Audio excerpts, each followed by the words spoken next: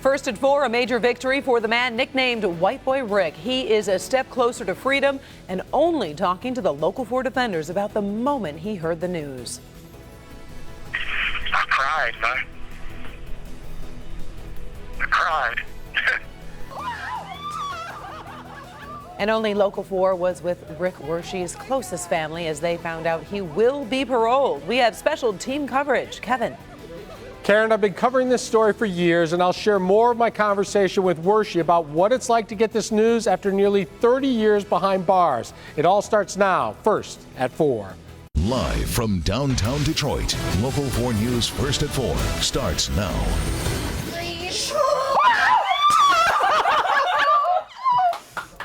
It is the moment this family has been praying and hoping would happen for years. Today, it finally did. Parole granted for the longest-serving nonviolent offender in the state of Michigan. Good afternoon, everybody. I'm Karen Drew.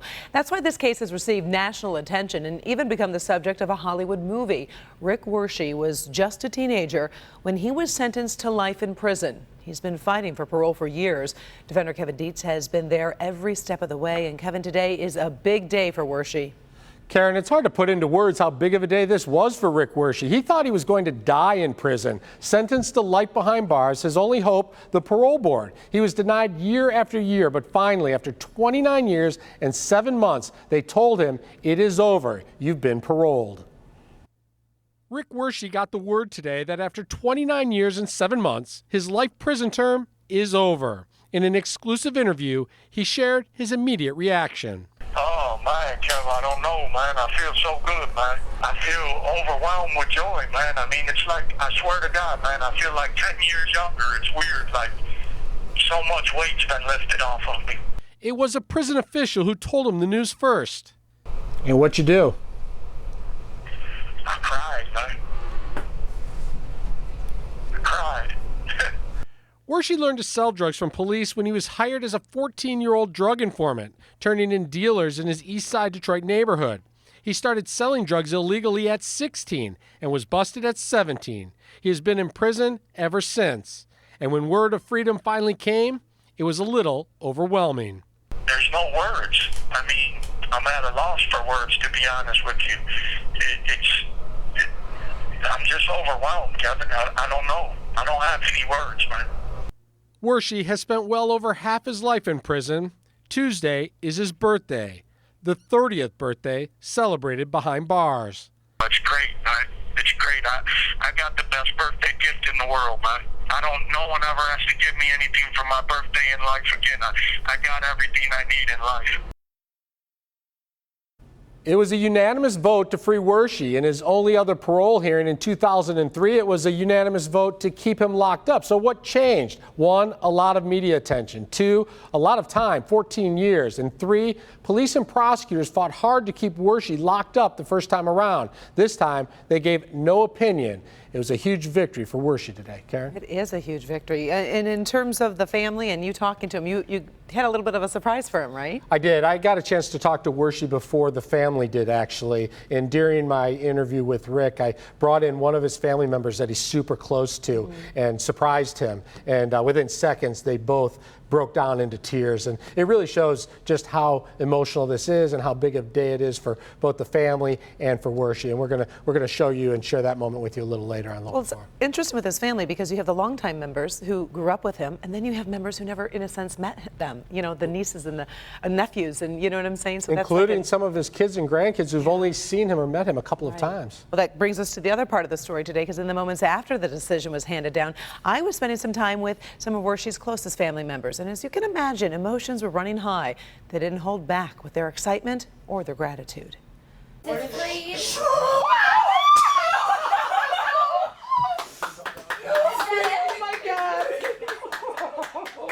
Screams, tears, and joy fill this room after waiting 30 years without a son, brother, and uncle. The words the Wershe family wants to hear. Rick Wershe is granted parole. Thank you, thank you, thank you. We hand the official press release to Darlene, Rick's mom, for her to see for herself. Thank you, Lord. It's about time. It's just been way too long. He deserved to be out long ago. And I'm so happy I always said, please, Lord, I want him home before I die. Rick's niece and her daughter hold each other. I finally get to meet him. Their prayers have been answered. What is today like for you and your family? A miracle. So much emotion in that room. Our coverage is just getting started. Tonight at 5, Kevin has more from Wershe about the first things Rick wants to do when he's finally free. Also at 5, I'll tell you why Rick's family believes the parole board changed its mind this time around. And then at 6, a very special moment between Wershe and his niece as we surprise him with an emotional phone call. And thousands of you have been following this story online. We've posted a timeline of the entire case, coverage of the Hollywood movie, and much more at clickondetroit.com. We're learning more about the sexual harassment allegations made against the mayor of Fraser and a city councilman. 4 female employees working inside Fraser City Hall have accused Mayor Joe Nichols and Councilman Matt Hammelberg of harassment. The allegations range from making the workers feel uncomfortable to a hostile work environment. Ahead at 5, our Nick Monticelli talks to the mayor and unveils the report detailing those accusations. Moving now to East Point, where police are looking for this man accused of flashing his genitals to 2 teenage girls. Take a close look at that photo. It may not be easy to recognize him, but police do need your help in this case. Here's what police say happened. The man was following the 2 girls on Gratiot near 8 Mile. This happened on the 4th of July when he exposed himself. The girls are the ones who actually took the photos police are sharing today. And if you know him or have any information, please call police. All right, let's take a look at our forecast. The weekend is here. Andrew Humphrey is in for Ben Bailey. So how's the weekend looking? It's looking great, Karen, especially the start of it. I mean, right now we're looking at sunshine out there, nice and warm and much more comfortable than the past few days. And not a drop of rain in sight. 75 degrees right now for our friends in Sandusky, while it's 80 degrees at Metro, 82 over in Monroe. And as you see on 4 Live radar, no rain showing up, and we're looking at dry conditions throughout the evening. 80 degrees right now over at Metro Airport. These nice fair weather clouds overhead. Winds nicely out of the west-northwest at around 13 miles per hour, bringing in that drier air. So play ball later on tonight. Tigers in town playing some baseball at 7:10 over at Comerica Park. Temperatures in the low 70s by the end of the game, and it cools off much more later on tonight. We'll talk more about that and your full weekend forecast coming right up. All right, thank you, Andrew. More fallout from Donald Trump Jr.'s meeting with a Russian lawyer. This time, the attention is on the president's son-in-law, Jared Kushner, who finds himself under fire from members of Congress. Kimberly Gill joins us now with that. And Kim, more information being released today about that meeting that was held last summer. Karen, you're right. There is more. Good afternoon to you. We already knew Donald Trump Jr., Jared Kushner, and then campaign chairman Paul Manafort attended the meeting. Well, today, NBC News is also reporting a former Soviet counterintelligence officer was also inside the room. Today, House Democrats renewed calls for a vote on an independent commission to investigate Russia's election meddling and ties to the Trump administration. Democratic House Leader Nancy Pelosi went a step further, calling on Kushner, who serves as an advisor to the president, to have his security clearance revoked immediately. I also called for the revoking of the security clearance for Jared Kushner. It's absolutely ridiculous that he should have that clearance. Donald Trump Jr. says the meeting with the Russian lawyer was brief and lacked substance. Representatives for Kushner and Manafort declined to comment. Now, we may get some answers soon, though, as the Senate Judiciary Committee has called on Trump Jr. to testify before them as soon as next week. So again, Karen, we will be all over it, and we'll keep you covered on what happens. Back to you. All right, sounds good. Thank you, Kim. Meantime, President Trump is back in the U.S. after wrapping up his visit to France. The president landed in New Jersey about an hour ago. This morning, he left Paris after attending Bastille Day celebrations in which he was the guest of honor.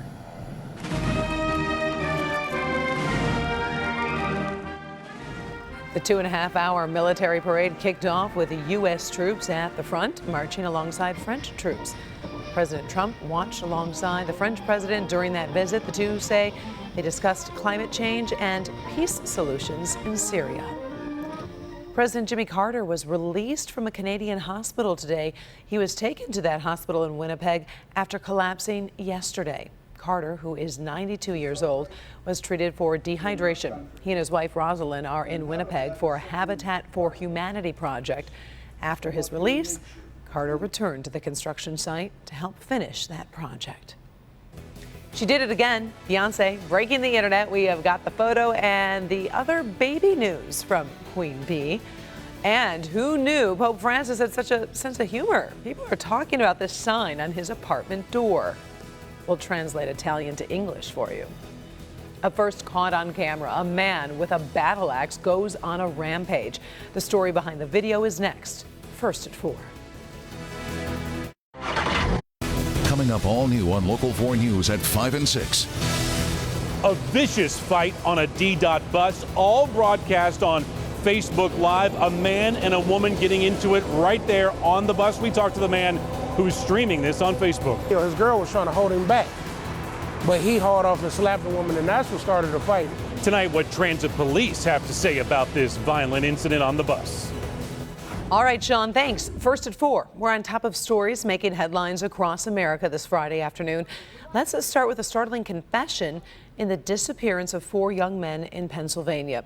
2 20-year-old men have been charged with multiple counts of homicide in the slayings of 4 men in Pennsylvania. Cosmo DiNardo is accused of killing Jimmy Tarpo Patrick on July 5th, then burying him on his parents' land in Solebury Township. DiNardo and Sean Kratz are accused of killing Dean Finocchiaro, Thomas Mio, and Mark Sturgis, then on July 7th, and then burying them in a separate common grave elsewhere on the property. Authorities say all 4 victims were shot. DiNardo confessed to the murders as part of a deal to avoid the death penalty.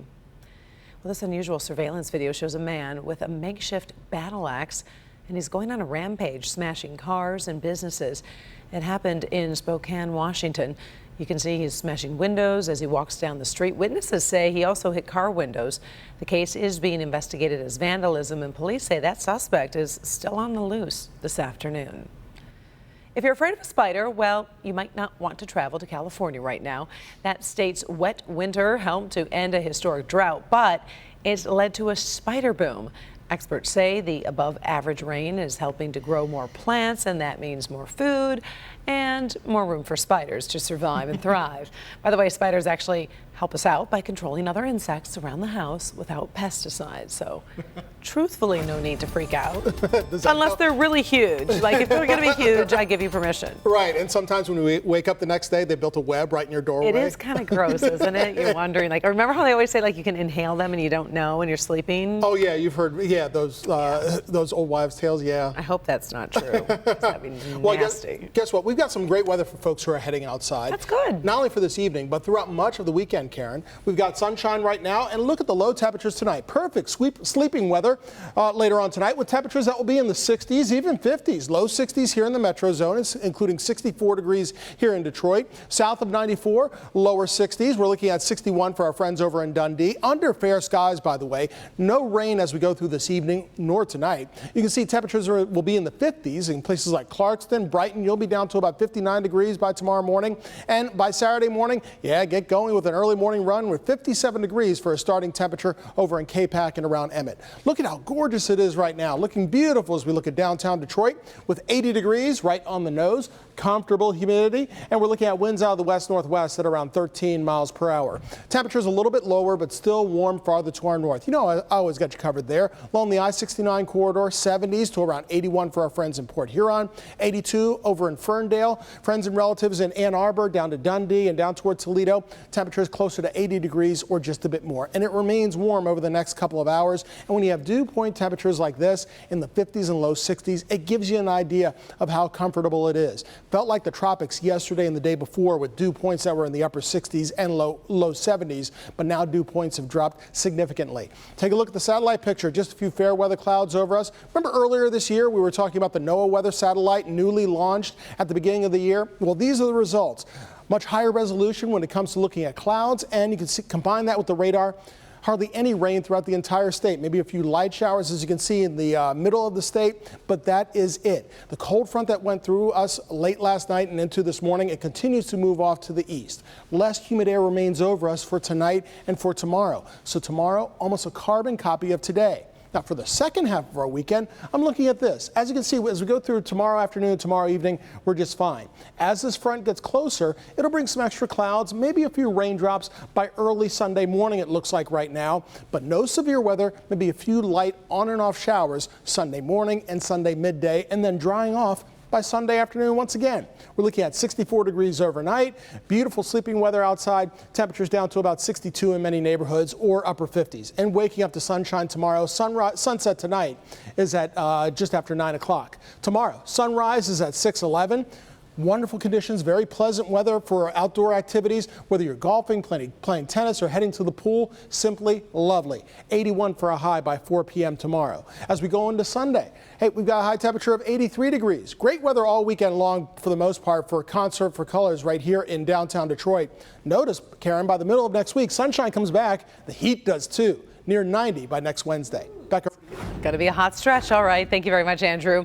Well, we are also tracking stories people are talking about from all around the world this Friday. Let's start in Spain, where the final bull run of 2017 left 13 people injured. But luckily, no one was gored. It seems pretty crazy that so many people put themselves in this dangerous path of raging bulls, but it is a big tradition at the San Fermin Festival in Pamplona. This year, 4 Americans and 3 Spaniards were gored during the 9-day celebration. Today's run lasted for 2 minutes and 10 seconds, the fastest speed of this year's festival.